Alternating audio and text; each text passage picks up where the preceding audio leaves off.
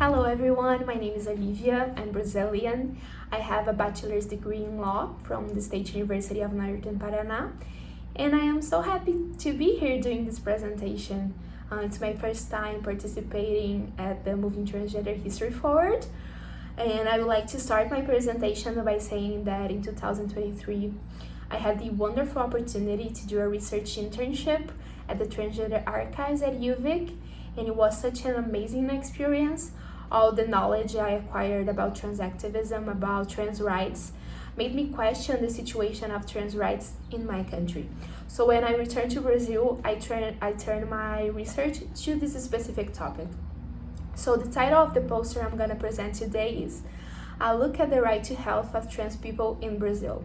And to start, in Brazil, the right to health is guaranteed by our federal constitution, which defines it as a right of all and a duty of the state. And to make this right to health reality here in Brazil, the Unified Health System that we call SUS was created in 1990, guaranteeing free and universal access to health services for all the Brazilian population. Its pillars include universality and equity, seeking to reduce inequalities in care by expanding medical, preventive, and specialized services.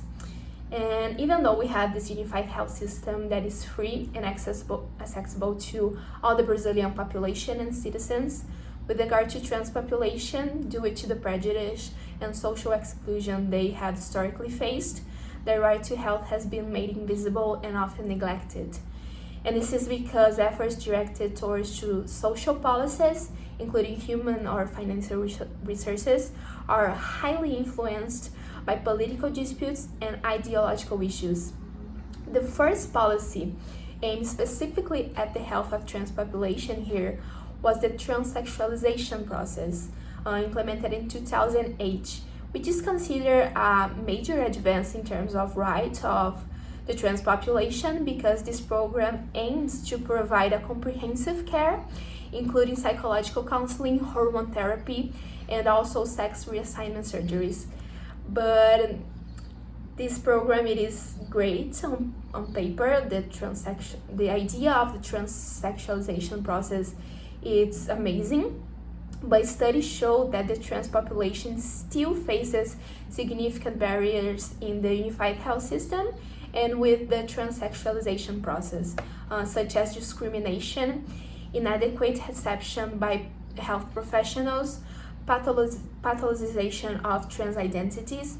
We also have the shortage of resources and services, the specialized resources and services, making it difficult to get care. Also, we have long waiting lines, leading many people to resort to private hospitals, making them spend a lot of money, or leading them to clandestine procedures, putting their lives in risk. Brazil is a huge country, but only 7 of the 27 states of the federation are officially authorized to perform sex reassignment surgeries. So we only have a few centers that can provide the medical care the trans population needs. We have here a research called Helena Moraes Cortes that introduces in her work the concept of social surgery, pointing out that the biggest challenge faced by trans population is not physical surgery, but the daily struggle to access adequate health services. And this concept, according to her, refers to the constant difficulties in accessing health services, including the lack of knowledge among professionals about the health needs of the trans population. Also, we have the delay and the bureaucratization involved in rectifying civil names and the rectifying gender on documents, among other adversities that trans population face on a daily basis in their quest to have a full and happy life. So even though here in Brazil we have the unified health system that is free, and we have this transsexualization process that aims to provide healthcare to trans population, as I said in my presentation, we still have a lot to improve in this area in Brazil. We still have a lot to improve regarding the right to health for trans population here in Brazil. So I would like to finish my presentation by saying that the right to health of trans goes beyond any gender transition procedures. It also involves the right to humanized care, free from social stigmas and institutional discrimination. So that is my presentation. Thank you so much.